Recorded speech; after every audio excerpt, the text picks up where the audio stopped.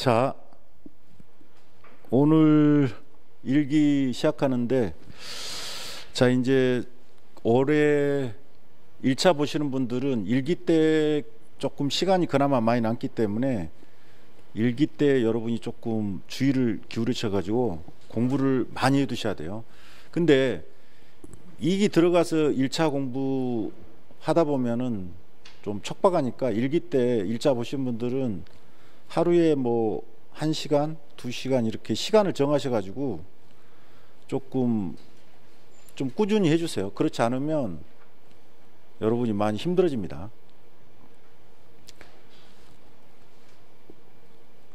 그냥 놔두세요. 예. 자, 그리고 우리 수업은 오전에 서브노트로 하거든요. 서브노트가 159페이지인데 얼마 안 되죠. 그래서 사실 하루에 나가는 페이지 수는 많이 안 돼요. 1시간에 한 5, 6페이지 정도밖에 안 되기 때문에 여러분이 이제 요것을 좀 꼼꼼하게 보셔야 돼요. 서브노트를 좀 꼼꼼하게 보셔가지고 단권화 작업을 하는데, 단권화 작업이라는 것은 여기 있는 걸 제대로 읽고, 그 다음에 뭐 제가 뭐 언제 기출됐다 이런 것들도 표시를 좀 해두고, 그 다음에 이제 다른 자료들을 보면서 여러분이 내가 이 부분은 조금 몰랐었는데 조금 이 부분은 조금 약간 가필하고 싶다 이런 것들을 조금씩 추가해 주는 게 단권화 작업입니다. 그리고 나서 오후에는 연습하는 건데, 여기 최근 상개념 판례는 여기 있는 내용이죠. 물론 없는 판례도 있지만 보통 어때요? 매년 한 3년 내 판례들이 꼭 나오거든요. 그래서 요거는 사실관계 같은 것도 조금 읽어보시고 좀 꼼꼼하게 확인하는 작업입니다. 다시 한번 판례에서 최근 판례를 좀 다시 한번 꼼꼼하게 읽어보면서 확인하는 작업이니까 이 부분 1시간 정도 할 거고요. 그 다음에 5교시 때는 PPT 자료를 써서 판례 학습을 할 건데, 이때는 시간이 되면은 쓰기도 할 거예요. 직접 판례 쓰기도 할 거니까 시간을 좀 판례가 많으면 다 못 쓰고 중요한 판례만 할 겁니다. 그 다음에 마지막에 사례 연습을 할 겁니다. 이 사례 연습은 직접 한 30분에서 40분 정도 주고 직접 답안을 작성을 할 겁니다. 이 사람마다 각자의 지금 실력이 다르기 때문에 사실 뭐 사례 연습을 한다 그래도 제대로 못 쓴 사람도 있고 조금 쓰는 사람도 있을 거예요. 근데 실력이 없더라도 책을 보고 쓰더라도 일단 답안을 써보셔야 돼요. 지금 한 30분 정도 생각하고 있는데 어찌됐든 한 3, 40분 내에 답안을 써보고 바로 문제 풀이에 대해서 한번 어떻게 할 것인지 제가 설명을 바로 드리는 식으로 그렇게 하시면 되고요. 자, 그래서 오전에는 서브노트를 할 때는 여러분이 이제 뭐 사실은 실력이 좀 되신 분들은 다 아는 내용이에요. 뭐 완전히 모르는 내용은 거의 없어요. 자, 그래서 이때는 단권화 작업과 관련된 거니까 꼼꼼하게 보시고, 상개념 판례할 때는 내용이 조금 디테일한 부분이 많고 평석도 많고요. 근데 이걸 뭐 100% 내가 알겠다 이렇게 생각하지 마시고, 이 판례가 최근 판례구나, 이렇게 뭐 교수님들 평석도 많이 있고 해서 요즘에 중요한 판례 하나 속하고 이렇게 인식하는 것. 그 다음에 중요한 것은 사실관계도 좀 읽어보면서 이런 사실관계 속에서 이런 판례가 나왔구나, 이런 것들을 인식하는 시간입니다. 이걸 뭐 100% 여러분이 뭐 이 최근 상개념 판례의 모든 내용을 다 완벽하게 알겠다 이렇게 너무 접근하시지 마세요. 자, 이렇게 하시고요.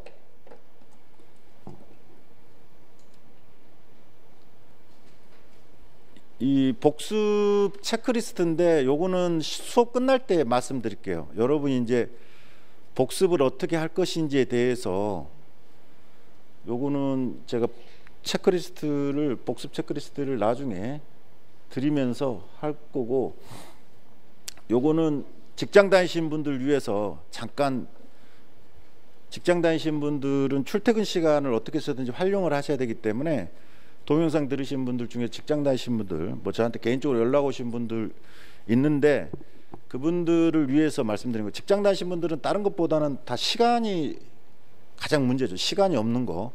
출퇴근 시간 때 요 판례를 음성으로 다운받아서, 우리 지금 판례 자료 나가잖아요. PDF 파일, 요걸 음성으로 전환시켜 가지고 들을 수 있도록 하는 어플이거든요. 자, 그래서 여기 보시면 TTS 리더라고 치시면, 어플에서 요걸 치시면 이제 이 어플이 나오는데, 요게 요 그림, 요거 있죠. 요 그림 이게 두 번째 뜨더라고요.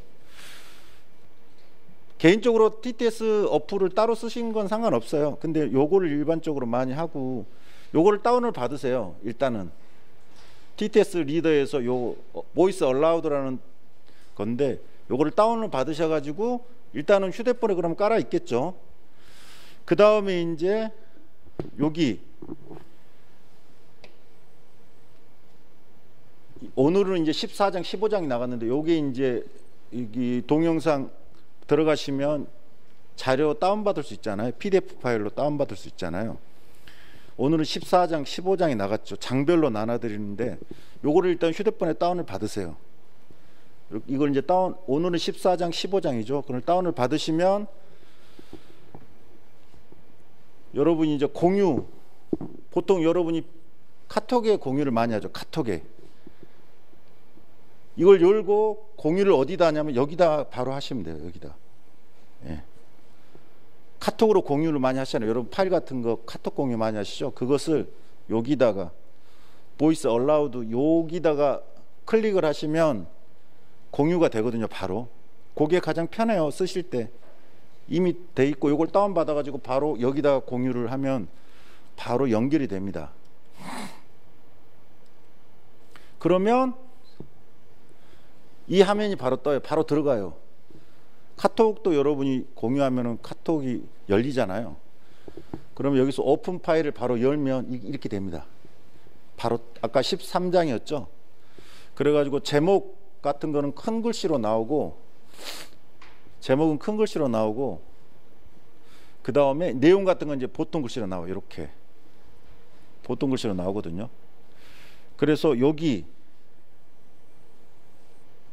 요거를 하면은 속도, 음성 이제 높이, 볼륨을 조절할 수가 있어요. 그래서 여러분이 적당한 정도의 속도 등을 조절하셔 가지고, 기계음이니까 사실 뭐 그렇게 좋은 건 아니에요. 그냥 그대로 있기 때문에 좋은 건 아니지만, 출퇴근하실 때 시간을 활용을 하셔야 되기 때문에, 그래서 보통 이 교속 같은 거는 20 몇 장 이렇게 되잖아요. 그게 장수가 그렇게 많지 않거든요. 그래서 그리고 요거는 지금 여기 이렇게 표시된 거 있죠. 요게 지금 음성이 있고 있는 부분이에요. 그래서 여러분이 휴대폰 올려가지고 2번 클릭하면 바로 넘어갑니다. 쭉 있다가 그냥 화면을 위로 올려가지고 2번 딱딱 클릭하면은 바로 음성이 이쪽으로 넘어가요. 무슨 말인지 알겠죠? 쭉 해가지고, 그래서 요거는 뭐 굳이 표 같은 거 나오면 필요 없으면 올려가지고 2번 클릭하시면 바로 넘어갈 수 있다. 그래서 출퇴근하실 때 요것을 다운 받으셔가지고 13장 이번에는 14장 15장이죠. 요걸 다운 받으셔가지고 요거를 조금 계속 들으세요. 요 화면상 볼 수도 있고요. 그냥 음성은 계속 틀어놓고, 이걸 틀어놓고 우리가 요 파일을 그냥 보면서 해도 상관없어요. 이 음성 요거를 틀어놓고 요걸 바로 열 수도 있어요. 이렇게 해서 볼 수도 있거든요. 요걸 그냥 보셔도 돼요. 근데 이제 뭐 지옥철이나 자가운전할 때는 소리만 듣잖아요. 그런 분들은 쭉 보셔가지고 자기가 여기서부터 듣겠다 하면 더블 클릭하고 운전을 하시다든지 하시면 됩니다. 그래서 직장 다니신 분들은 요거를 활용을 조금 하셔가지고 이 출퇴근 시간대 판례를 계속적으로 조금 익숙해지면 좀 빨리 돌리고 처음에 익숙하지 않으면 좀 속도를 천천히 해가지고 하나하나 들으면서 의미를 되새겨 보시기 바랍니다. 자, 그래서 출퇴근하실 때 시간을 최대한 활용하시는 게 중요하고요. 자,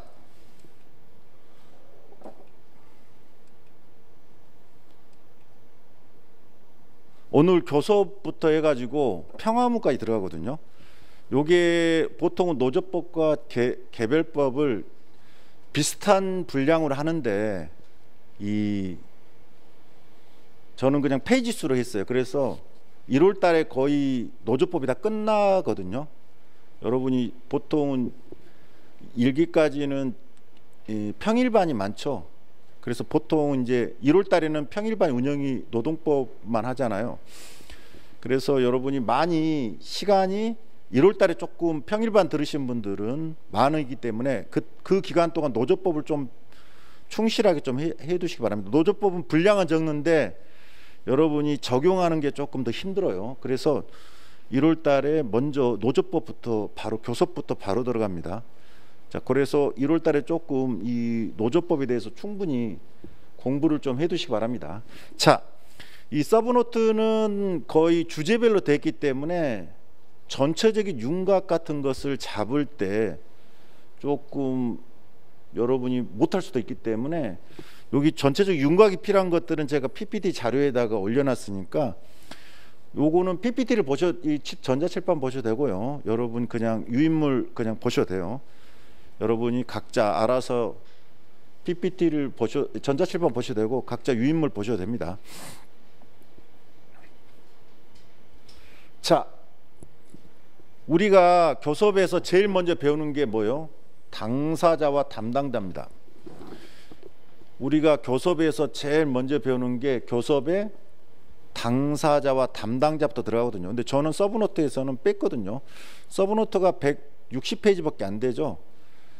그래서 이거는 거의 출제 가능한 주제별로만 뺐기 때문에 큰 윤곽 같은 것은 다 넣을 수가 없어요. 아마 보통 다른 강사님들 서브노트에 반밖에 안 되거든요. 근데 들어갈 건 거의 다 들어갔어요. 너무 걱정은 안 하셔도 상관없어요. 보통 이제 강사 입장에서 면피용으로 다 이것저것 넣다 보면 분량이 늘어나는데 저는 가감하게 빼서 그런 거고. 자, 근데 여러분이 이제 교섭의 당사자 담당자부터 배워요. 보통 보시면 교섭 방법부터 배우고요. 근데 교섭 방법은 나올기 만무하고 예전 단문형일 때는 이런 문제도 나왔죠. 교섭의 당사자와 담당자에 대해 써봐라 이런 문제 나오죠. 그리고 1차 때 가끔 이런 문제 나오죠. 노동조합 대표자가 당사자다 이런 문제도 나오죠. 근데 지금은 사례형이기 때문에 이런 문제는 안 나와요. 그래서 그냥 여러분이 관념만 갖고 계시면 돼요. 요거를 뭐 완벽하게 암기하는 게 아니라 관념만 가지고 계시면 돼요. 자, 당사자는 뭐죠? 권리 의무 귀속 주체죠. 자기 이름으로 교섭을 행하고 단협을 체결할 수 있는 자. 암기할 필요 없습니다. 이건 권리 의무 귀속 주체예요. 누구예요? 사용자 중에서 사업주하고 우리는 노동조합이죠. 예. 노동조합 자체가 당사자죠. 교섭의 당사자. 근데 법내노조 말고 헌법상 단결체인 법인노조도 교섭의 당사자가 될 수 있죠. 그리고 올해 시험 나온 게 이거죠. 요거 올해 시험 나온 게 뭐예요? 산별노조 하부조직의 지부 분해도 당사자가 될 수 있냐 이 문제예요. 올해 문제가 이겁니다. 우리나라는 예전에 산별노조를 키우기 위해서 기업별 노조가 산별노조로 편입을 하는 그런 걸 지원하기 위해서 어떤 제도가 97년에 들어왔어요. 조직 형태 변경이 조문에 들어갔어요. 97년에. 그런데 들어갔는데 여전히 산별노조 하부조직이 아니라 기업별 노조의 특징을 계속 유지하는 그러한 하부조직들이 계속 있다 보니까 어떤 문제가 발생해요? 사실상 산별노조의 하부조직이지만 그 기업별 노조로서의 독자성을 인정해주는 형태가 많이 있었거든요. 자, 그러다 보니까 얘네들이 하부조직으로서가 아니라 사실상 거의 기업별 노조와 동일하게 독자성이 있는 똑같은 경우나 유사한 경우가 많이 있다 보니까 여기도 독립성이 있는 경우는 인정되는 그러한 게 우리나라 현실이고 요게 올해 시험에 나왔죠. 자, 이렇게 당사자가 노동자비다 이렇게 했는데 요걸 어떻게 더 표현해요? 교섭 능력이 있다 이렇게도 표현하죠. 똑같은 말입니다. 당사자, 교섭 능력이 있다. 여러분이 뭐 권리 능력, 행위 능력 이런 거 배우죠. 우리 노동법 중에서도 자격이 있다, 능력이 있다 이렇게 표현해요. 자, 이렇게 교섭 능력이 있으면 이게 뭐요? 협약 체결 능력이 있는 똑같죠. 그리고 협약 체결 당사자가 되죠. 여기 교섭의 당사자가 되면 협약 체결 당사자가 되죠. 이론상은 아닌 게 있어요. 근데 시험과는 상관없어요. 이론상은 아닌 게 있는데 우리는 뭐요? 교섭한 사람이 체결하니까 교섭의 당사자가 협약 체결의 당사자. 교섭 능력이 있으면 협약 체결 능력이 있는 거죠. 올해 시험은 이게 나왔죠, 사실은. 근데 이것이 나왔지만 요거죠. 올해 시험은 사실 이게 나왔잖아요. 협약 체결할 수 있냐? 근데 요 똑같은 거예요, 결론은. 이런 것들을 서문에 써주면 점수가 좀 올라가죠. 이런 내용을 올해 시험에 서문에다가 간단하게 써주면 여러분이 조금 점수를 더 잘 맞죠. 교수님한테 요거는 요 문제다. 요렇게. 자, 근데 여기 교섭을 해서 협약 체결이 될 수 있지만 안 됐을 때는 실력 행사로 들어가죠. 이게 쟁행이 나아갈 수 있죠. 요때는 주체라는 표현을 많이 씁니다. 주체. 대립적인 것이기 때문에 당사자라는 표현보다는 주체라는 표현을 쓰고요. 쟁의 능력이 있다. 그래서 이 세 개가 연동됩니다. 이 세 개가 연동돼요. 세 개가 연동되고 당연히 법의 노조도 다 가지고 있습니다. 교섭 능력, 협약 체결 능력, 쟁의 주체, 쟁의 능력 다 있다. 변시에서 요거 나왔고요. 지부분에 사실 다 나왔습니다. 이거 예전에 요거 나왔습니다. 쟁행이 주체의 정당성, 지부분해가 주체가 될 수 있는지. 자, 이 부분에서 그나마 우리 시험 관련해서 요게 나올 수도 있기 때문에 좀 나온 지 오래됐거든요. 여러분이 쟁의 주체 파트에서 계속 배우셔야 돼요. 자, 요 틀은 그냥 자연스럽게 익혀두시면 되지. 이걸 쓰라는 문제는 안 나와요. 단문형이 아니잖아요. 우리 현재 문제가 당사자와 담당자에 대해서 써라 이런 문제는 안 나오잖아요. 요즘 문제는 사령이니까 관념만 가지고 계시면 된다고요. 머릿속으로. 그래서 이게 가장 중요한 주제잖아요. 법의 노조도 중요한 주제가 될 수 있지만 실제는 현실에서는 이게 중요하니까 이렇게 해서 보시면 됩니다. 그래서 올해 이게 나왔기 때문에 요것도 나왔어요. 사실 우리 시험에 예전에 제가 본 그 언들이 나왔기 때문에. 하지만 여전히 이게 남아 있습니다. 자, 담당자 볼까요? 담당자는 뭐죠? 당사자를 위해서 교섭을 현실적으로 담당하는 자, 실제 액션을 하는 자죠. 행위를 하는 자죠. 대표적인 게 누구죠? 노동조합 대표자죠. 노동조합 대표자가 교섭하고 협약 체결할 수 있다. 여러분이 노조법 29조 1항은 거의 암기하셔야죠. 거기에 뭐라고 돼 있어요? 법에서 노조 대표자는 교섭 권한하고 뭐까지? 협약 체결 권한까지 대표자에게 있다는 것을 확인해 주고 있어요. 자, 그래서 실질적으로 이 교섭 권한과 협약 체결 권한이 대표자한테 있습니다. 이건 굉장히 중요한 의미죠. 법에서 대표자는 노조를 대표할 뿐만 아니라 뭘 당연히 가지고 있다고요? 교섭하고 협약 체결할 권한까지 부여하고 있어요. 그리고 또 수임인, 노동조합에서 위임하는 경우 수임인도 가능하죠. 수임인도 가능합니다.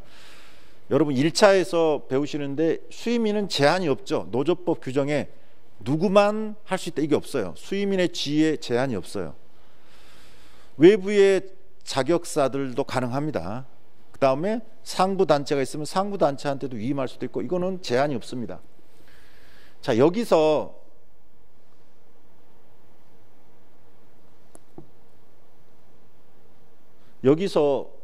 요 판례 아시죠? 단체 교섭 권한을 위임한 노동자의 법적 지위. 요 판례가 하나 중요한 판례가 있습니다.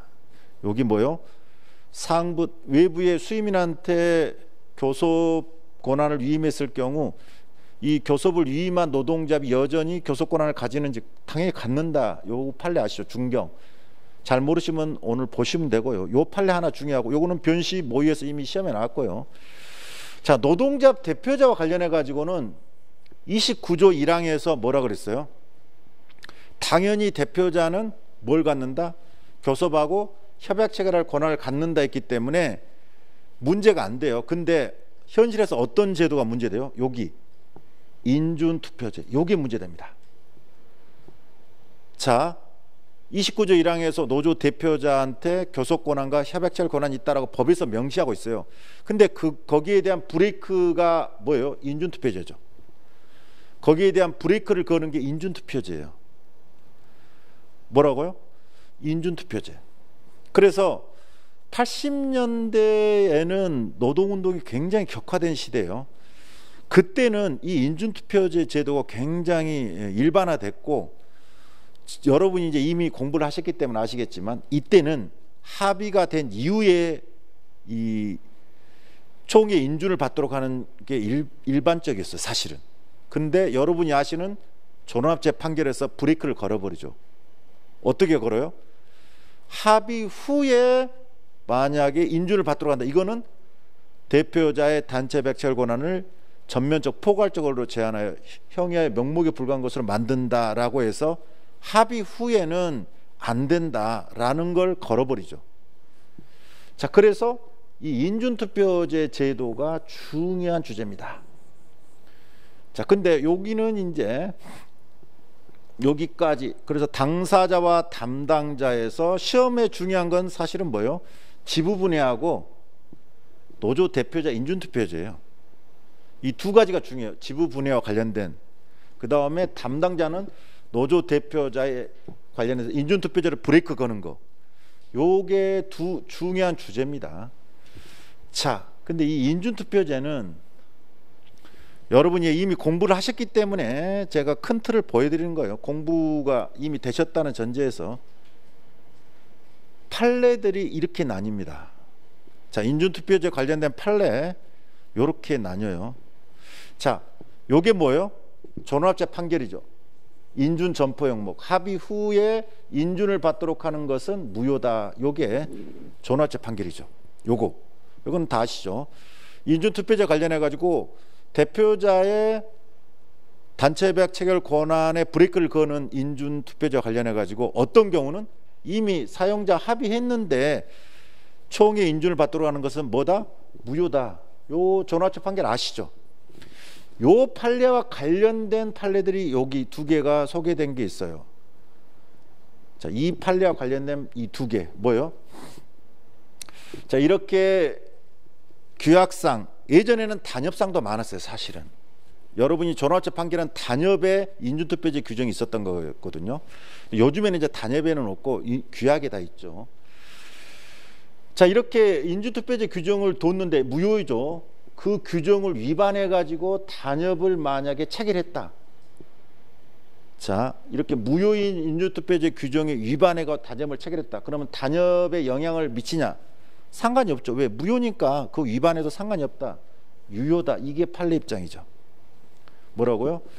무효인 인준투표제 규정을 위반해가 단협을 체결했더라도 뭐라고요? 그 단협은 유효하다. 영향이 없다. 요 판례 여러분이 공부하셨던 거고요. 요거는 변시에서 가끔 나와요. 요 주제는 단협의 유효성과 관련해서는 중간 쟁점 정도로 시험에 요거 나옵니다. 요거 써주고 요거 단협의 효력이 유효한지 요거는 변시 모의에서 가끔씩 뭐 소쟁점 아니면 하여튼 요거를 분명히 건드려 줘야 되는 문제가 몇 번 나왔어요. 요거 단협의 효력에 영향이 없다. 자, 근데 인준투표제를 이유로 교섭을 해체하면 이 인준투표제는 뭐죠? 무효인 거죠. 자, 이거 부당노동행위냐 아니냐? 아니죠. 아니잖아요. 아니, 무효인 규정, 법의 이 강행법규 위반이라 해서 무효인 것을 이유로 회피했다 해도 자, 이건 분호가 될 수 없고, 또 뭐예요? 만약에 거부했다 그래서 쟁행이 나가면 쟁행이도 정당성을 상실한다. 요거 판례죠. 요거는 시험에는 안 나오고 있는데 요거는 중간 쟁점으로 가끔씩 나옵니다. 요거. 근데 실제 우리 나올 수 있는 가장 요즘에 핫한 건 요겁니다. 요겁니다. 요거. 이게 출제 가능성이 가장 높습니다. 요게. 왜? 최근 판례고 최근에 이슈되는 거니까. 요게 마지막 여기 있죠. 불법행위로 인한 손해배상 책임 인정과 관련해서 당과, 기억나세요? 당과 침해, 당결권과 조합의사 형성과정 참여권, 당과, 노조법 22조, 헌법 33조, 요거 기억하시죠? 요게 가장 이슈고, 실제 최근에 변심 모의에도 나왔어요. 요거 나왔어요. 우리도 충분히 나올 수 있는 주제고요. 그래서 요것이 시험에 나오면 이 전제는 뭐라는 걸 알아두셔야 돼요. 이 전제는 무효인 인준투표제가 아니라 뭐죠? 요거 절차적 제한 규정, 요것을 위반한 경우라는 걸 번지수를 제대로 꽂으셔야 돼요. 뭐라고요? 최근 판례는 뭐예요?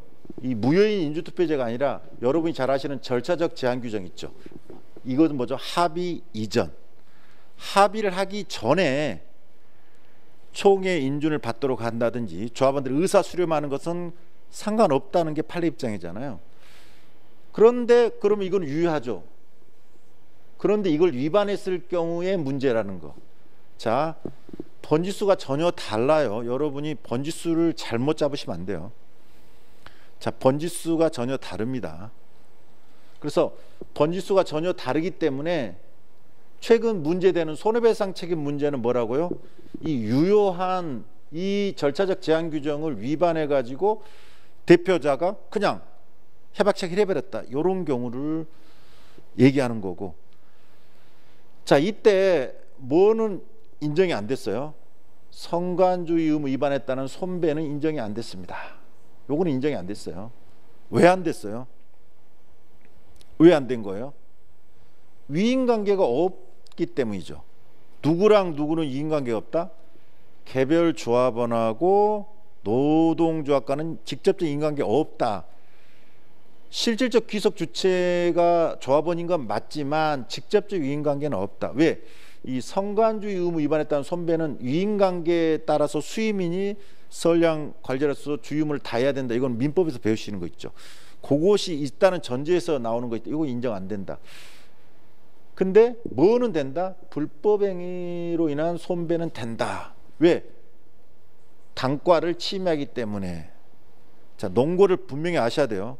근데 요거는 시험에 나오지는 않을 것 같아요. 요거는 성관주의 의무 위반했다는 것은 시험에 나오지 않을 거지만, 혹시 출제자가 자, 절차적 제한 규정을 위반해서 대표자가 단협을 체결했다, 이에 조합원들이 대표자를 상대로 손해배상 청구를 했다.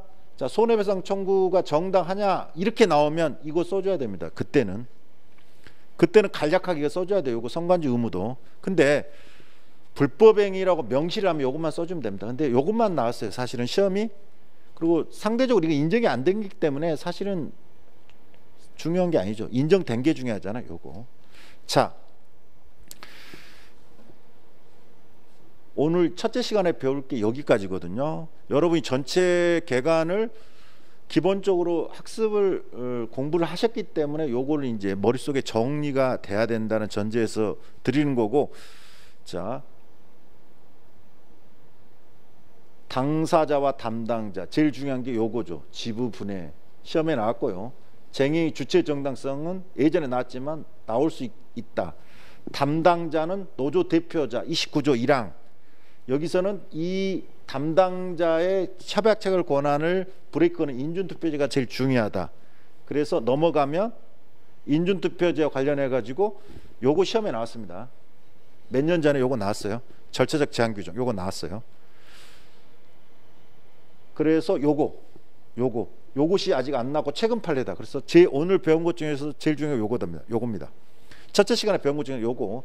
그리고 요거는 판례는 오후에도 한번 써보도록 하겠습니다. 불법에는 손배는 요거는 써보도록 할게요.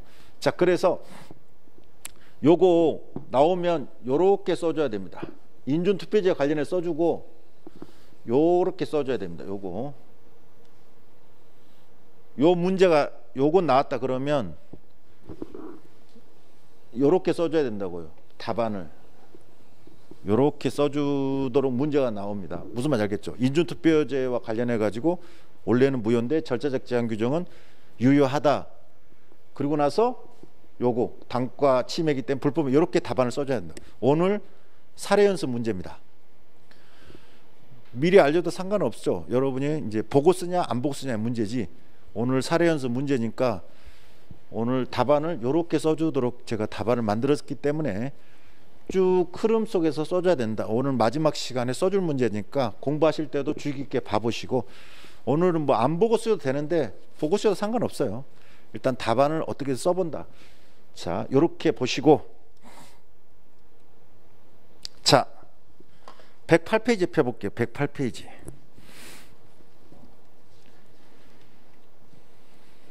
자, 108페이지.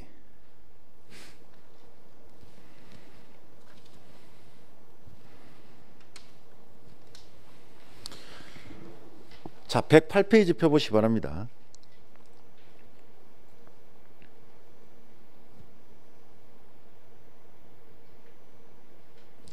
자, 108페이지 펴보시면 뭐가 나와요? 교섭에서 지부분의 교섭 당사 지위 바로 그냥 나오죠.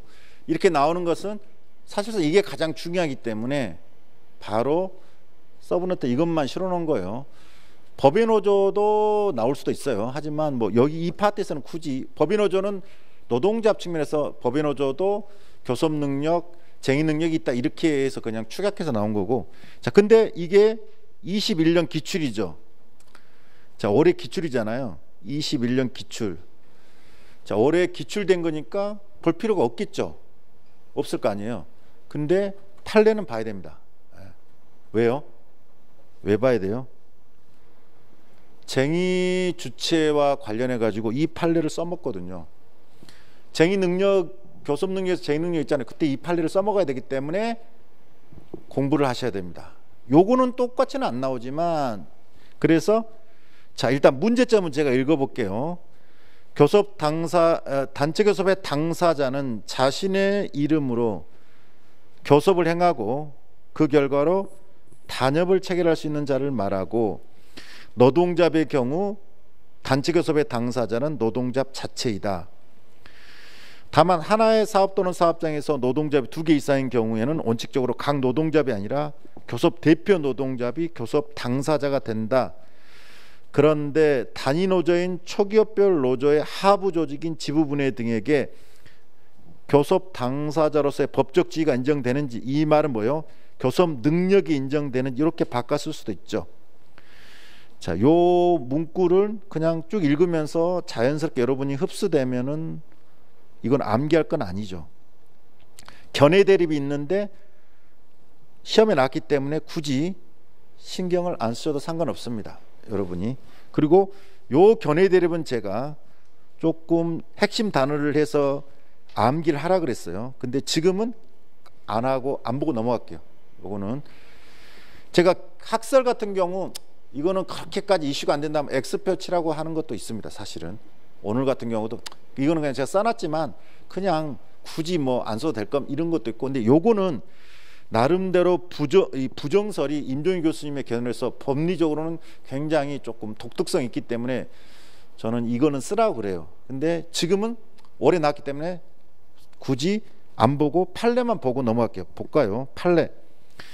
자, 판례는 노동잡의 하부단체인 분회나 지부가 독자적인 규약 및 집행권을 가지고 독립된 조직체로서 활동하는 경우, 모든 사항이 아니라 뭐예요? 당의 조직이나 조합은 고유한 사항에 대해서 독자적으로 교섭하고 협약을 체결할 수 있다. 여기까지가 1단이죠. 그래서 자립한 고유 독자로 암기하셨죠. 자립한 고유 독자로 암기를 했었죠. 자립한 고유 독자. 근데 뒤에까지 암기가 돼 있어야 되죠. 이는 지부 분해가 노조법 시행령 7조 규정에 따라 설립 신고했는지 여부에 영향을 받지 않는다.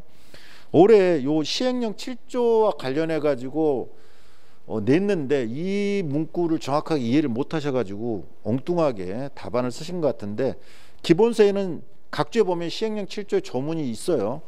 기본서 보시면 시행령 7조를 제가 써놨어요.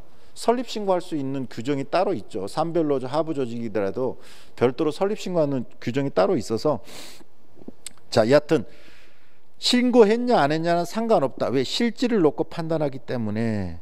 자, 자립한 고유 독자 7을 또 여러분 보니까 7명이라고 더 해놨는데, 어찌됐든 간에 자립한 고유 독자 7명.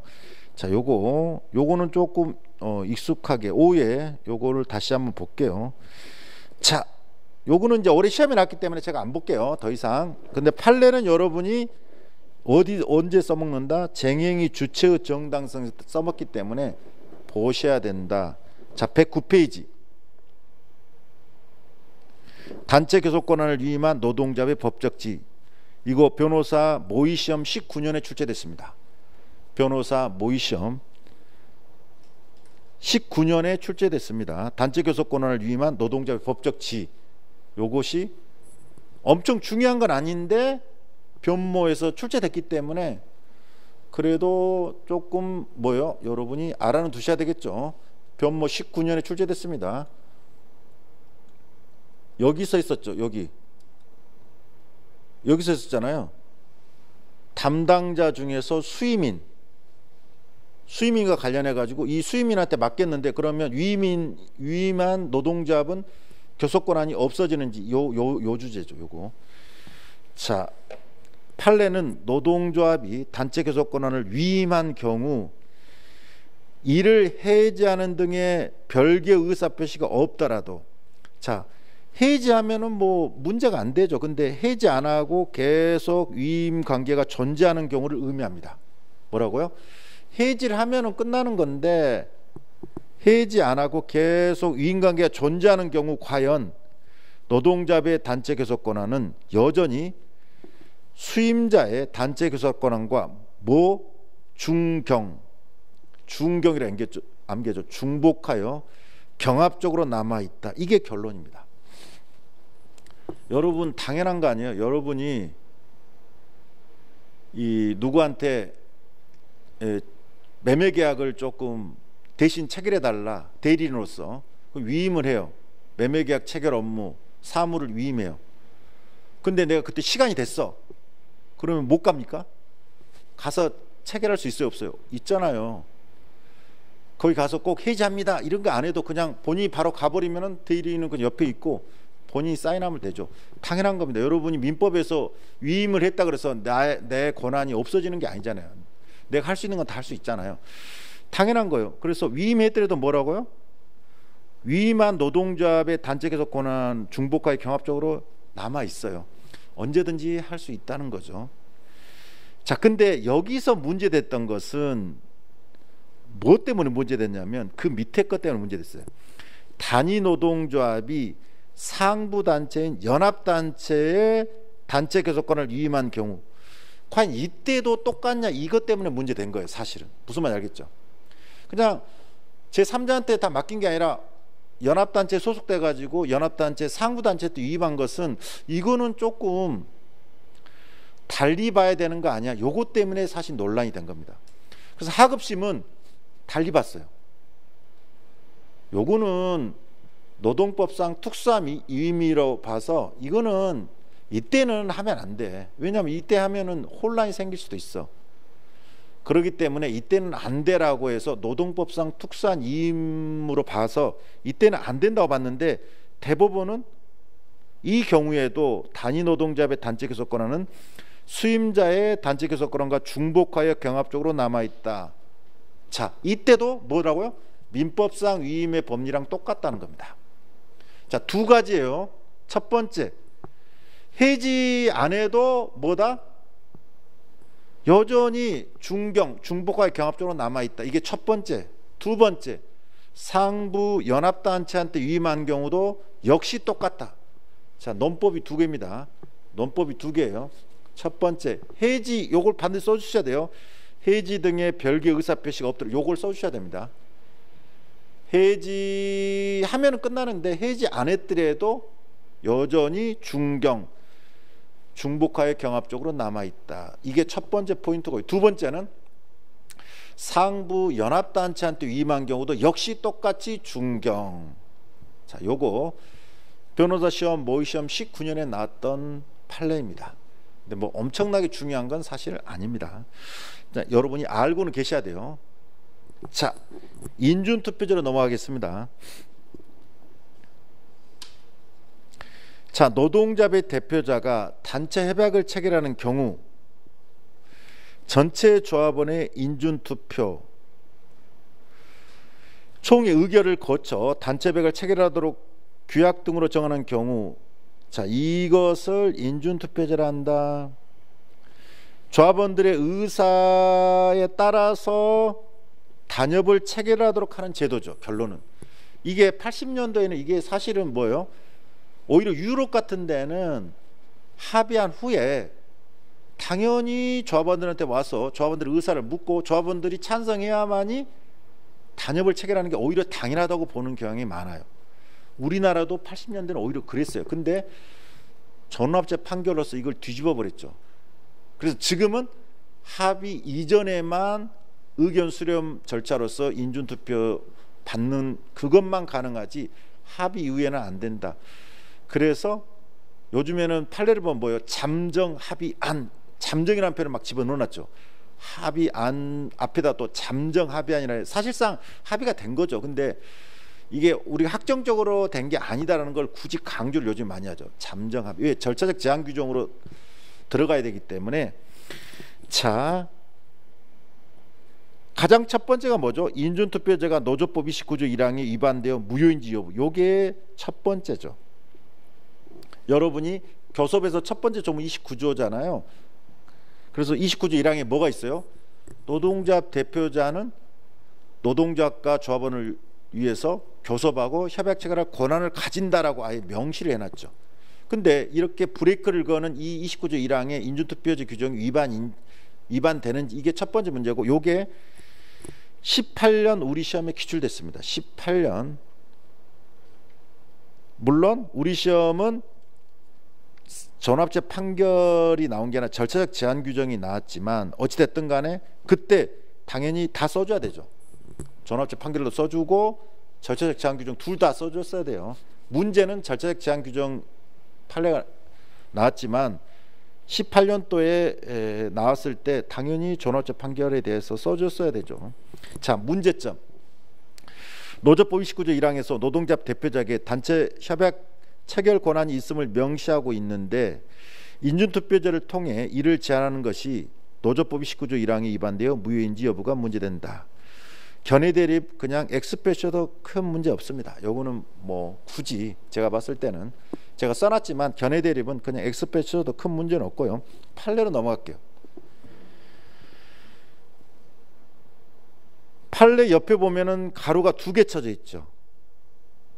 첫 번째 가로가 인준 점포 영목에서 전화제 판결을 얘기하는 거고, 두 번째 가로가 최근 판례인 절차적 제한 판례, 실질적 기속 주체 16, 13 절차적 제한과 요거죠. 두 개 판례를 쭉 연결해서 써줘야 되는데 볼까요?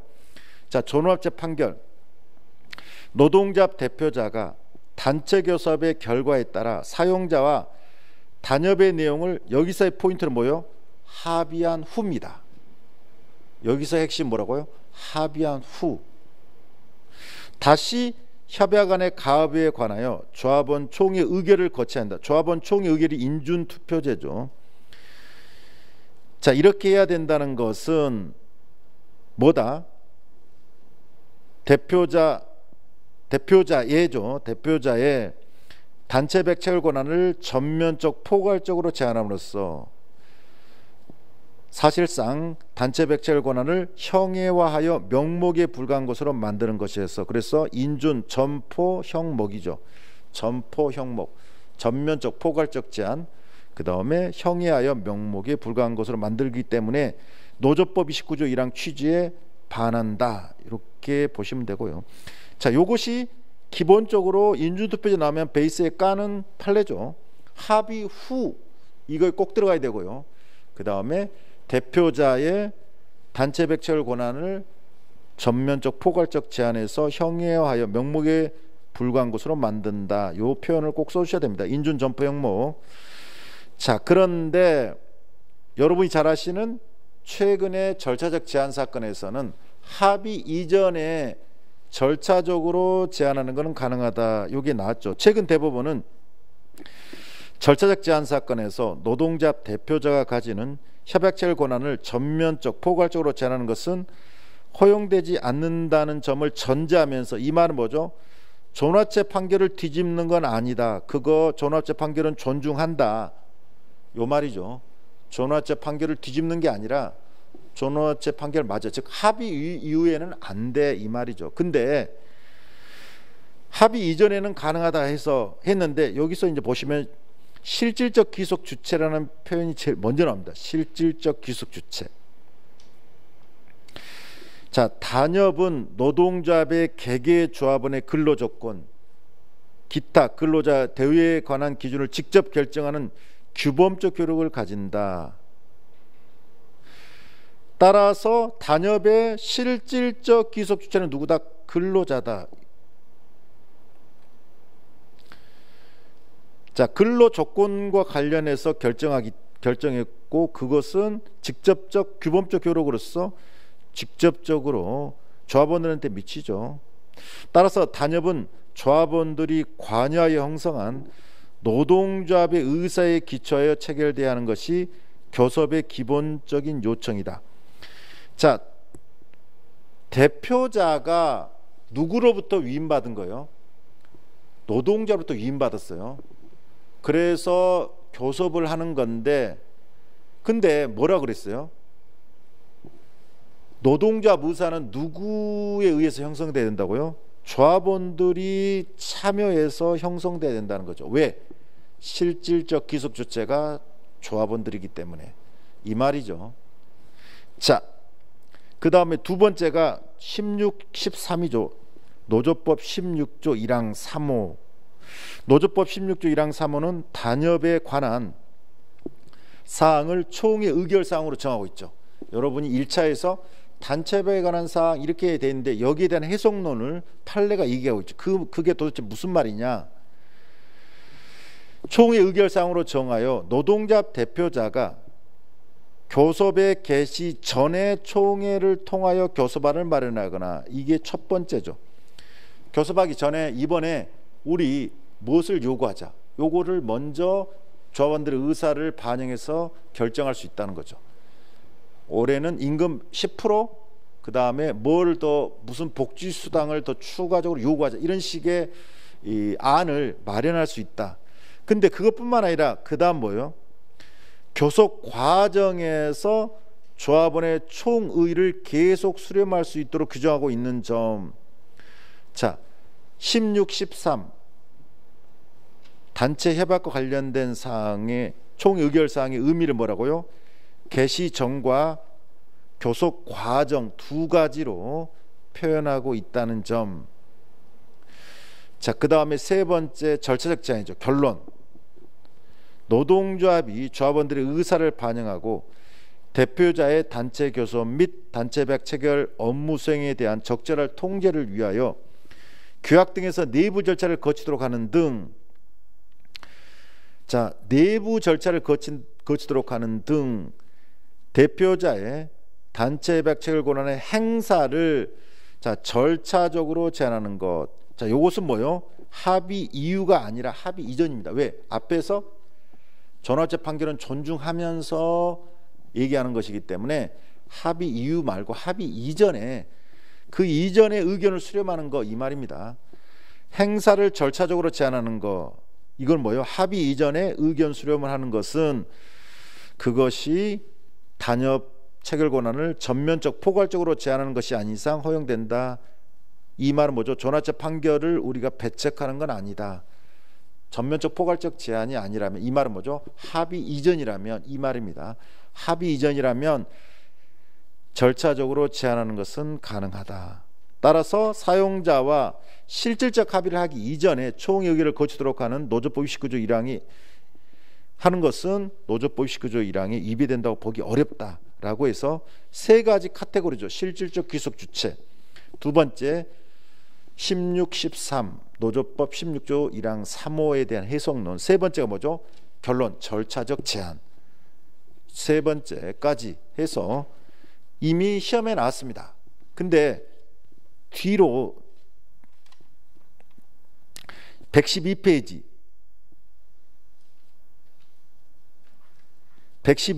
가보시면 양가로 2번 불법행위라는 손배 책임 있죠. 이번 시간에 제일 중요하다는 거, 불법이라는 손배 책임 있죠. 그 판례도 실적 귀속죄 16, 13 절차적 제한 요 내용이 똑같이 나옵니다. 우리가 지금 했던 절차적 제한 사건의 내용과 똑같아요. 그리고 마지막에 단가만 집어넣어줬습니다. 내용이 똑같아요. 쉽게 말해서 두 개의 판례 내용이 똑같다고 보시면 돼요. 그래서 흐름이 똑같으니까 여러분이 뒤에서 또 보셔도 됩니다. 어찌됐든 간에 실적 귀속죄 16, 13 절차적 제한과 그 다음에 마지막 단가라고 해서 흐름이 똑같다. 자, 그래서 만약에 여러분이 판례를 써준다면은 뭐 다 써줄 필요 없고 어차피 뒤에서 한 번만 써줘도 상관없겠죠. 이걸 중복해서 두 개를 다 써주기는 시간이 부족하잖아요. 이 판례를 원문대로 다 써주는 사람들 있잖아요. 다 써줄 수가 없어요. 한 군데에서만 쓰시면 돼요. 의미만 쓰고 앞에 힘이 아니기 때문에 저 같으면은 뒤에 불법이라는 선배 책임 관련 판례에서 이걸 다 써주는 게 좀 맞아요. 왜냐하면 이제 문제가 여기에 중점이기 때문에 요 내용을 똑같이 앞에서 또 절차적 제한에서 다 써주고 또 써줄 필요가 없잖아요. 그래서 나중에 여기서 다시 다 써주시면 됩니다. 자, 110페이지 검토로 가볼까요?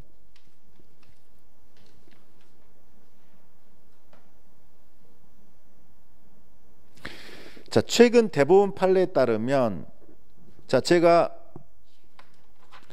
견해 대립은 그냥 X표 쳐도 상관없다 했는데 검토는 읽어볼게요. 여러분이 학설은 너무 그렇게 신경 쓸 필요 없어요. 아주 논리적으로 중요한 것들은 써주면 좋지만 학설에 너무 목맬 필요 없습니다. 하지만 검토 같은 것은 여러분이 좀 정리를 하셔가지고 이해도를 높이는 측면에서 이 교수님들한테 어필하는 측면에서는 검토는 중구난방으로 쓰지 마시고 깔끔하게 써주시면 점수에 도움이 됩니다.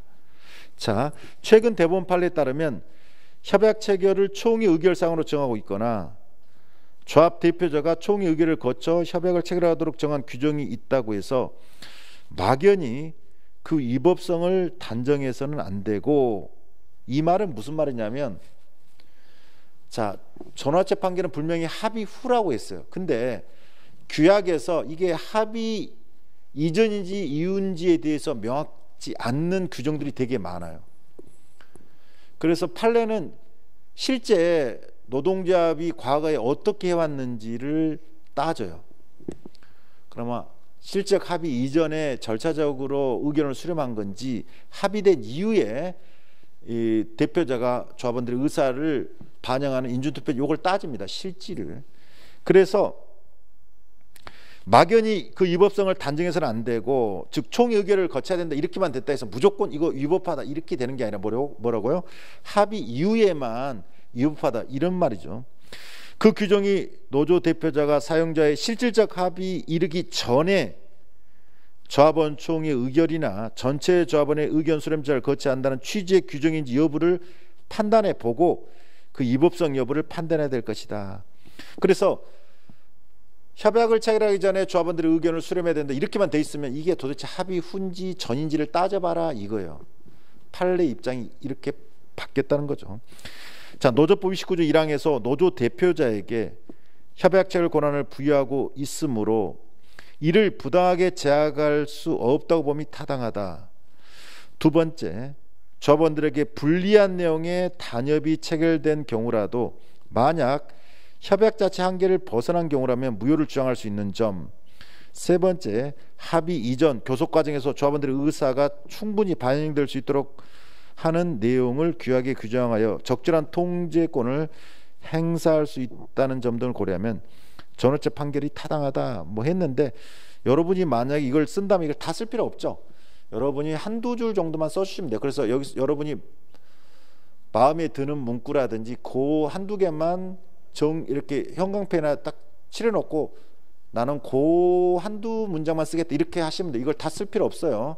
무슨 말인지 알겠죠? 이걸 다 쓸 필요 없다는 거예요. 그냥 요게 나오면 나는 뭐 한두 문장 정도 쓰겠다. 그러면 마음에 드는 잘 익히는 그런 거 한두 문장만 딱 정해놓고 그것만 쓰시기 바랍니다. 자, 110페이지 인준투표제 규정에 위반한 단협의 효력. 요게 변호사 모의시험 17년에 나왔습니다.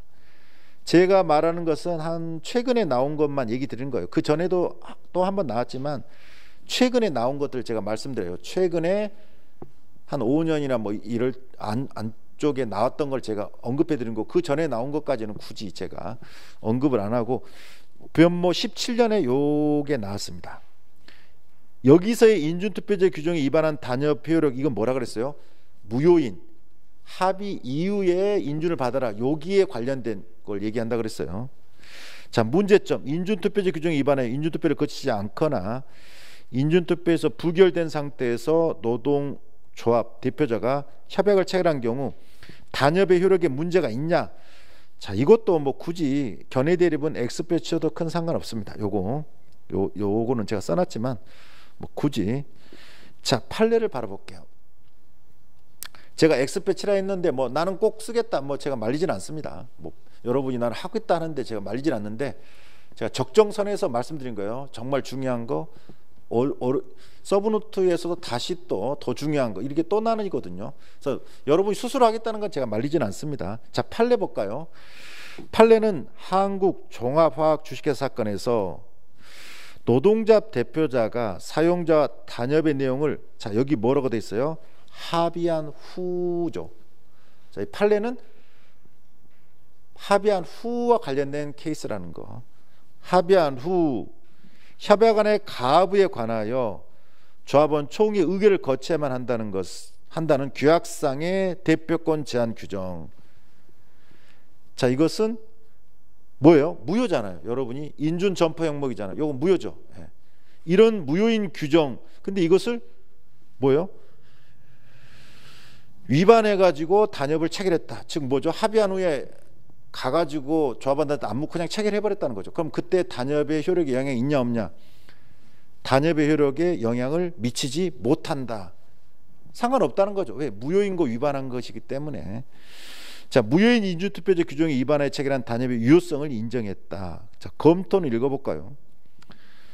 사용자와 합의한 이후 협약한 가업에 대해 총회 의결을 거치도록 하는 규정은 그 자체가 무효다. 이 자체가 무효죠. 왜? 인준점포 영목에서 무효라 했잖아요. 따라서 이에 위반해서 만약에 대표자가 단협을 체결했더라도 단협의 유효성에 영향을 미치지 못한다고 보는 게 당연한 거 아니냐. 다만 단협의 내용이 뭐 협약자 한계를 벗어난 경우라면 그러한 내용의 단협은 무효가 될 것이다. 요 다만은 지워버리십시오. 요거는 문구가 애매하게 됐기 때문에 요거 잘못된 겁니다. 요거는 그냥 지워버리십시오. 예. 자, 요거 다만은 지워버리십시오. 다만 이하는 지워버리시고. 자, 그러나 노조 대표자의 단체백 체결 권한 행사를 절차적으로 제한하는 거. 자, 지금 여기 판례는 뭐죠? 합의 이후 무효인 인준투표제 규정이고 절차적으로 제한하는 것은 이건 유효하죠. 이러한 유효한 내부 절차 규정을 위반하여 체결한 단협의 효력은 무효로 보는 게 조합민주주의 원칙에 부합한다 할 것이다. 사실 여기와 관련된 판례가 있긴 있는데 요거는 대법원에서 명시적으로 판시한 건 아니에요. 판례는 하급심에서는 사실상 이 검토와 반대되는 견해로 약간 판시를 했었는데 어찌됐든 간에 이론상은 이게 맞으니까 제가 그냥 요것만 써놨어요. 요것만.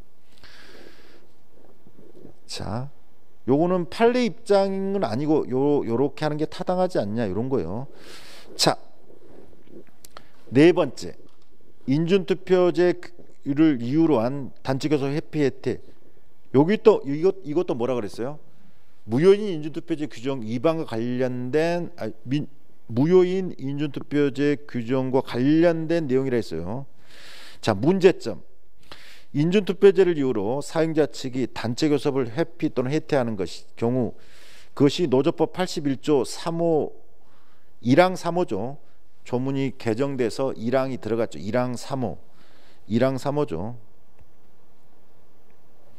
1항 3호의 부당노동에 해당하는지, 그리고 이러한 사용자 행위에 대항하여 노조 측이 쟁의행위로 나간 경우 쟁의행위 정당성이 인정될 수 있는지. 결론은 뭐죠? 부당노동행위도 아니고 쟁의행위 정당성이 인정되지 않는다. 자, 판례는 인준투표제는 근로조건 등에 대해 합의를 도출하더라도 조합원 총회에서 그 단협안을 받아들이기 거부해서 단체교섭 성과를 무로 돌릴 위험성이 있다. 자, 합의를 했더라도 총회에서 뒤집을 수 있다. 이게 뭐예요? 무효인 인준투표제 규정이잖아요. 합의 후잖아요. 합의 후. 그래서 무효인 인준투표제 규정을 만약에 인정해버리면 어떻게 된다? 아무리 열심히 합의했더라도 그 교섭의 성과가 nothing, 무로 돼버릴 위험성이 있다. 따라서 사용자 측이 이로 인해 교섭을 회피했다는 것을 뭐하기 어렵다? 비난하기 어렵다. 그래서 노조법 81조 1항 3호의 분호가 아니다. 그리고 만약에 여기에 대항해서 쟁행이 나갔다면 목적의 정당성도 인정할 수 없다는 게 판례 입장입니다. 이 판례는 시험에 나오지는 않고 있습니다. 자, 그럼부터 한번 읽어볼까요? 노동조합 대표자가 사용자 측과의 교섭을 통해 단체별 간에 합의한 후에 노동조합 총회 결의에 따라 단체 계약을 체결하도록 하는 인준투표제 규정은 무효이다. 자, 합의 후는 무효죠. 따라서 노동조합 측이 교섭의 결과에 따라 사용자와 단협의 내용을 합의한 후에 다시 협약 간의 가압에 관하여 조합원 총회 의결을 거친 후에만 단협안 협약을 체결하겠다. 이렇게 명백히 만약에 했다면, 자, 이것은 명백히 노조법 29조 1항 취지에 반하는 것으로서 사용자는 이를 이유로 교섭을 거부할 수 있고, 이는 교섭 거부에 정당한 이유가 있는 경우에 해당한다고 할 수 있다. 노조법 81조 1항 3호의 부당노동에 해당한다고 할 수 없고, 따라서 쟁의행위 정당성 인정할 수 없다. 사실 뭐 풀어 쓴 거죠. 큰 의미는 없죠. 자, 어찌됐든 간에 시험에는 뭐 이 판례는 나오지는 않고 있습니다. 이런 게 있다 해서 여러분이 그냥 쭉 이해만 하시면 되겠습니다. 자, 오늘 첫째 시간 중 가장 중요한 파트가 바로 마지막 판례 112페이지 판례입니다. 여기는 오늘 꼭 암기를 하셔야 됩니다. 뭐? 별표 쳐진 거 있죠. 불법에 관한 선배책. 요 판례는 오후에도 또 한 번 할 거고, 그때도 쓰기까지 해볼 건데, 그 다음에 사례 문제도 이걸 냈다 그랬어요. 요거는 복습할 때도 꼭 요거는 좀 완벽하게 암기를 꼭 하셔야 돼요. 요 판례만큼은. 다른 것들은 그냥 여러분이 흐름 속에서 이해하고 있으면 만들어 써도 되는데, 요 판례만큼은 좀 꼼꼼하게 암기를 하는 요게 중요합니다. 자, 노조 대표자의 손배 책임 인정 여부. 자, 여기는 이렇게만 해놓으면 여러분이 혼자 책 보면 이게 뭔지 모를 수 있지만, 이게 뭐라고요? 절차적 제한과 관련된 규약을 위반한 케이스라 했어요. 즉 유효한 총회 인준 규정, 이것을 위반한 경우라 했어요. 5번은 뭐라고요? 무효인 인준투표제 규정이 위반한 게 아니라, 자, 3번과 4번은 뭐예요? 무효인 인준투표제 규정과 위반한 케이스고, 5번은 뭐예요? 절차적 제한, 즉 유효한 총회 인준 규정에 위반해서 대표자가 단협을 체결했다. 여기에 대해서 대표자한테 손배 책임을 물을 수 있냐, 이 케이스라 했어요. 물론 노동자한테도 손배 책임을 하긴 했는데 제가 봤을 때는 그 문제는 안 나올 것 같고 대표자에게 손배 책임을 물는 문제만 나올 거예요. 자, 5번의 번지수를 정확하게 이해하셔야 돼요. 유효한 절차적 제한 규정에 위반해서 대표자가 단협을 체결했을 때 그 대표자한테 손해배상 책임을 물을 수 있는지 이 문제라는 걸 여러분이 이해하고 들어가셔야 돼요. 무조건 읽으시면 안 되고, 양가로 1번은 성관주의 의무 위반했던 손배 책임 인정 안 된다. 결론. 사실 이건 결론만 하셔도 상관없어요. 여기는 시험에 안 나올 가능성이 높기 때문에, 나오더라도 위인관계가 없기 때문에 이 결과만 아시면 되거든요. 사실은. 자, 볼까요? 노조 대표자가 규약이 정한 내부 절차를 거치지 아니한 채 근로 조건에 관하여 종전보다 불리하게 개정된 내용으로 단협을 체결한 사안에서 대법원은, 자, 여기서 말하는 노조 대표자가 규약이 정한 내부 절차를 거치지 않았다. 이게 뭐냐면 합의 이전에 총회 의견을 수렴해라, 조합원들 의견을 수렴해, 요거를 위반했다는 내용이에요. 절차적 제한 규정 위반인 거예요. 이걸 위반해서 단협을 체결해 버렸어요. 그랬더니 변호사가 뭘로 소송했다고요? 성관주의 의무 위반했다는 손배 책임했어요. 여러분이 이제 민사 소송을 배우신 분들은 아실 거예요. 자, 손해배상을 청구할 때 내가 A에 근거해서 청구하냐, B에 대해서 청구하냐. 자, 판사는 청구한 그 근거에 대해서만 판단하지, 이거 아니고 저걸로 해줄게, 이렇게는 안 됩니다. 판사가 A라고 주장해서 청구했는데 그건 아니고 이걸로 하면 안 돼, B로 할게, 이거 안 돼요. 그래서 성관주의 의무 위반했다는 손배 책임이 있으면 여기에 대해서만 판단하지, 야 불법행위를 한번 가봐, 이거 안 됩니다. 그래서 패소한 거예요. 볼까요? 단협의 실질적인 귀속 주체가 근로자이고 노동자 대표자는 단협을 체결함에 있어서 조합원들의 의사를 반영할 의무가 있다 해도, 자, 뒤에가 중요하죠. 노동자 대표자는 누구의 위임이에요? 노동조합의 위임입니다.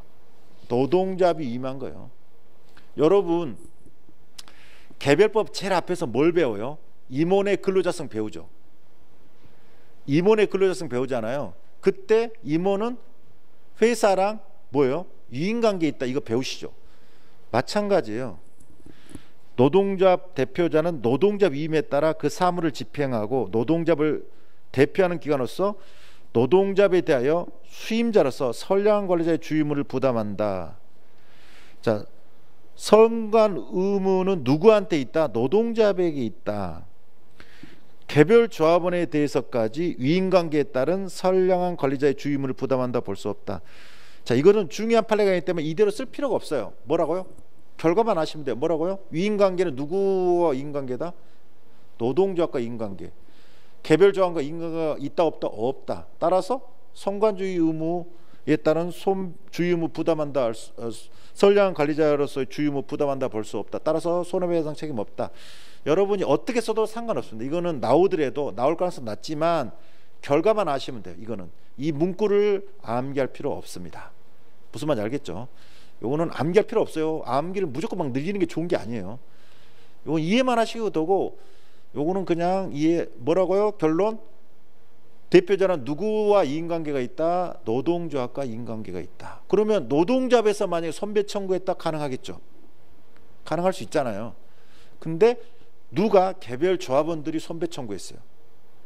그랬더니 니들과 대표자는 직접적 이인관계 없어. 이인관계 없는데 어떻게 선관주의 의무가 있어?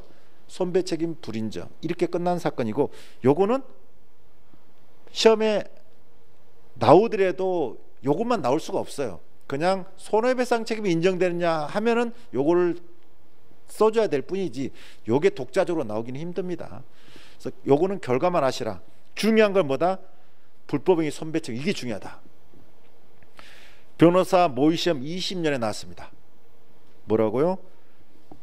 변호사 모의시험 20년에 이거 나왔습니다. 우리 시험 나올 수 있습니다. 요거 인준투표제와 관련해 가지고 18년에 나왔지만 연결해서 여기 나올 수 있습니다. 변호사 모의시험 20년에 나왔고 최근 판례에 속하기 때문에, 자, 요거 잘 알아두셔야 되고, 그래서 요거는 여러 번 볼 겁니다. 책 보고요, PPT도 보고요, 오후에 최근 상기년 판례도 요게 아마 들어가 있을 거고, 그 다음에 또 판례 쓰기 또 한 번 해보고 사례까지 오늘 한 5-6번 볼 거예요. 오늘 하루 동안 여러분이 충분히 익히도록. 다시 한번 봐볼까요? 불법행위는 선배 책임, 실질적 기속죄 16, 13, 절차적 제한 단과 이렇게 돼 있죠. 우리 앞에서 절차적 제한 사건에서 실질적 기속죄 16, 13, 절차적 제한 여기까지가 우리 앞에 절차적 제한 사건에서 봤던 거고, 여기는 단가만 포함된 거예요. 다시 한번 볼게요. KT 노동조합 사건에서 대법원은 첫 번째가 뭐죠? 실질적 귀속 주체. 한편이라는 것은 뭐 빼시고, 단협은 노동조합의 개개조합원의 근로조건, 자, 이것을 직접 결정하는 규범적 효력을 가진다. 따라서 실질적 귀속 주체가 근로자다. 이게 첫 번째죠. 노동조합이 아니라는 거죠.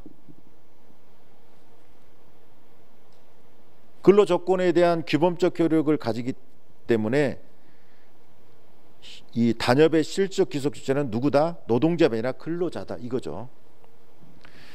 그래서 요 표현, 단협은 노동조합 의사의 기초에서 체결돼야 되지만 그 노동조합 의사는 누가 만들어야 된다? 조합원들이 관여해서 형성된, 이 말이죠. 왜? 위임인은 노동조합이에요. 노동조합이 대표자한테 위임한 거지만, 그럼 노동조합의 의사의 기초에서 이 수임인인 이 대표자가 체결해야 되지만, 그 노동조합의 의사는 어떻게 만들어져야 된다? 조합원들이 관여해가지고 만들어진, 이 말이에요. 왜? 실질적 귀속주체가 누구이기 때문에? 근로자, 조합원들이기 때문에. 자, 두 번째, 뭘 언급한다고요? 16, 13, 노조법 16조 1항 3을 언급한다고요. 16, 13, 요거를 16, 13을 암기하세요. 노조법 16조 1항 3호를 언급한다. 노조법 16조 1항 3호에서 뭐를 얘기했어요? 단체배에 관한 사항을 총회 의결사항으로 규정하고 있죠. 1차에서 배우시잖아요. 그 의미가 뭐라 했어요? 개시 전과 교섭 과정 두 가지로 나눈다 했죠. 이 의미를 개시 전, 교섭 개시 전과 교섭 과정 두 가지로 나눠요. 자, 노동조합 대표자는 교섭 개시 전에 총회를 통하여 교섭안을 마련하거나, 두 번째, 교섭 과정에서 조합원의 총의 계속 수렴할 수 있도록 규정하고 있기도 하다. 뒤에가 뭐 더 있는데 우리 앞에서는 좀 더 있었죠. 뭐 상관없고요. 자, 세 번째, 절차적 제한.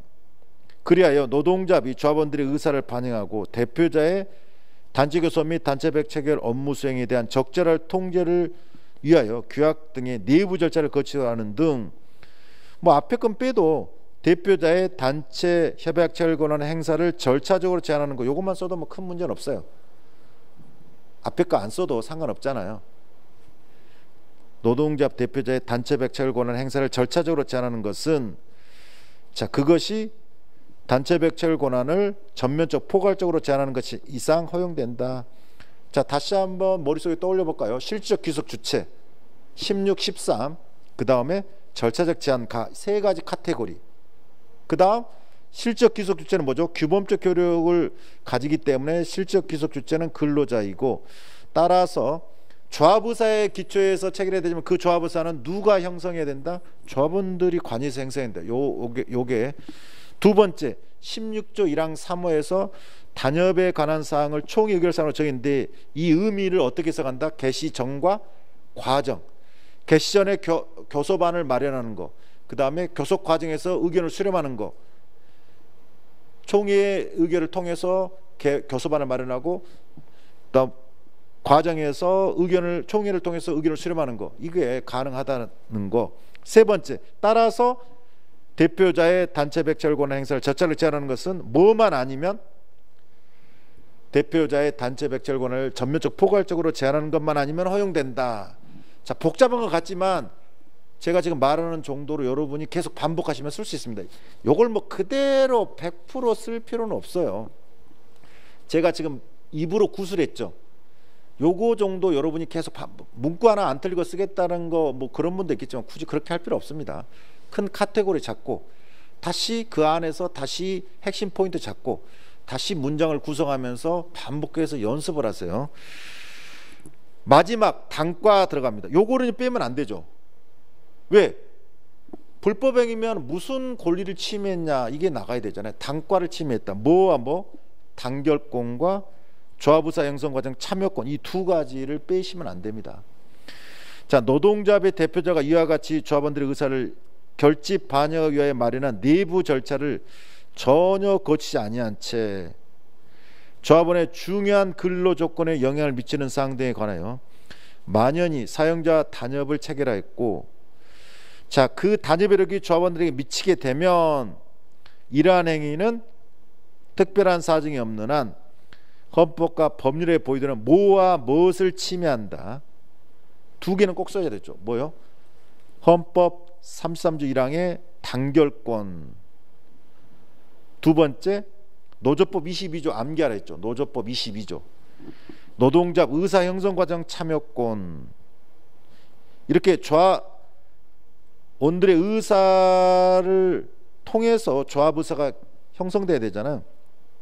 이걸 침해하기 때문에 불법행위가 된다. 자, 여기까지. 큰 카테고리 실질적 기속죄 16, 13 절차적 제한과 단과 침해, 여기 네 가지 카테고리를 떠올리면서 구체적 세부적으로 들어가고, 오늘 이걸 계속 여러 번 반복할 거예요. 오늘 수업 끝날 때까지 하다 보면 조금 여러분 익숙해질 겁니다.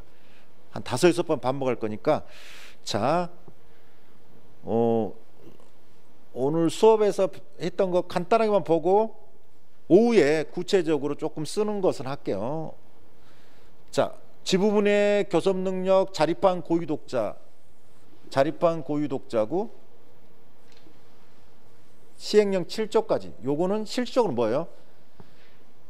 이것이 나오지 않고 쟁행이 주체의 정당성에서 써먹을 수 있는 판례다. 그래서 독자적인 규약과 집행을 가지고 독립한 조직체에서 활동하는 경우, 이 말은 뭐죠? 단체성이 있는 경우죠. 단체성이 있는 경우잖아요. 그러면 모든 사항에 대해서가 아니라 뭐죠? 고유한 사항, 고유한 독자에서 고유한 사항에 대해서 독자적으로 교섭하고 협약 체결할 수 있다. 그리고 시행령 7조에 따라서 설립신고했는지는 영향을 받지 않는다. 여기까지. 자, 넘겨볼게요. 이건 뭐예요? 교섭 권한을 위임한 노동자의 법적 지위, 여전히 교섭할 수 있다 그랬죠. 중경 위임했더라도 뭐라고요? 해지를 안 해도, 요걸 기억하라 했죠.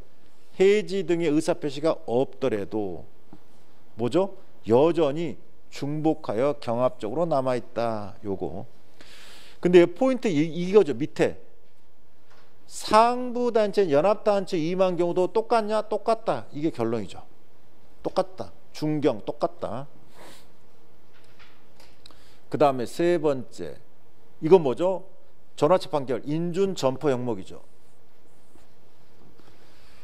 합의 후가 중요하겠죠. 합의한 후에 총의 의결을 거쳐야 된다. 이거는 인준 점포 형목, 전면적 포괄적으로 제한해서 형해하여 명목에 불과한 것이기 때문에 20조 29조 1항 취지에 위반된다. 2018년에 기출됐고요. 그 다음에 이 절차적 제한 사건, 실적 기속 주체 16, 13 절차적 제한과 요게 똑같이 어디에 나와요? 불법행위라는 손배 책임. 요걸 위반했을 때, 절차적 제한 규정을 위반했을 때 여기까지 똑같이 나오잖아요. 여기가 뭔만 더 플러스했어요? 단가만 플러스했죠. 단결권과 조합의사 형성과 참여권 침해, 요것만 포함됐죠. 그래서 실적 귀속 주체 16, 13, 그 다음에 절차적 제한, 여기 요거는 일단 넘어갈게요. 그 다음에 인준투표제 규정 위반한 단협의 효력, 뭐죠? 이 인준투표제는 무효인 인준투표제라 했고, 이때는 영향이 없다 그랬죠. 결과만 아시면 됩니다. 자, 그 다음에 여기는 위반한 단협의 효력 제목이 잘못됐네요. 이거는 뭐죠? 교섭을 회피했다는 것을 비난하기 어렵다. 요 제목이 잘못됐죠. 자, 그 다음에 손배 책임. 자, 여기는 뭐예요? 여기서부터 손배 책임 뭐예요? 절차적 제한 규정, 유효한 절차적 제한 규정을 위반한 경우죠. 성관주의 위반했던 손배 책임 인정된다, 안 된다? 안 된다. 왜? 유인관계를 따져라. 유인관계는 누구와 누구만 있다? 노동조합과 대표자 간에만 있지 개별 조합원과 직접적인 유인관계 없기 때문에 성관주의 의무가 없다. 따라서 손배 책임 불인정. 자, 오늘 이 시간에 요거는 오후에 꼼꼼하게 다시 한번 볼 겁니다. 자, 원래 지금 법조문 그대로 다 실어놨어요. 아니, 그 판례 내용을 쓰놨는데 판례는 먼저 조문을 먼저 써줘요. 근데 여러분은 뭐 이거 굳이 쓸 필요는 없어요. 왜? 뒤에 마지막에 단가가 나오니까. 그래서 33조 1항하고 22조를 그대로 판례에서 써줍니다. 22조 뭐죠? 노동자배 조합원은 균등하게 그 노동자의 모든 문제에 참여할 권리와 의무가 있다. 이 규정을 판례가 먼저 써줘요. 그리고 나서 이제 실질적 귀속 주체에 나오죠. 실질적 귀속 주체. 근로 조건에 관하여 직접 결정하는 규범적 효력을 가지기 때문에 실질적 귀속 주체는 노동자가 아니라 누구다? 조합원이다. 근로자다. 따라서 누가 조합원들이 관여해서 형성한 노동자의 의사 이것에 기초해서 단협을 체결해야 된다. 그 다음에 16조 1항 3호는 개시 전, 그 다음에 교섭 과정 두 가지. 개시 전, 교섭 과정. 총회 의결을 통해서 의견을 수렴할 수 있다는 거고. 그래서 결론은 뭐죠? 절차적 제한이 가능하다. 대표자의 절차적 제한하는 것은 뭐만 아니면 점포만 아니면 가능하다. 결론 단결권, 노동자 우수행성과의 참여권 침해이기 때문에 뭐가 된다? 불법행위가 된다. 여기까지. 자, 이 시간에 배운 판례니까 여러분이 보시고, 자, 오후에는 요 판례를 조금 더 꼼꼼하게 중요한 판례만 한번 써보는 거 하겠습니다. 오후에는 조금 중요한 판례는 좀 꼼꼼하게 써보는 거 하고, 자, 이렇게 해서 일단 마치고요. 다음 시간 하도록 하겠습니다.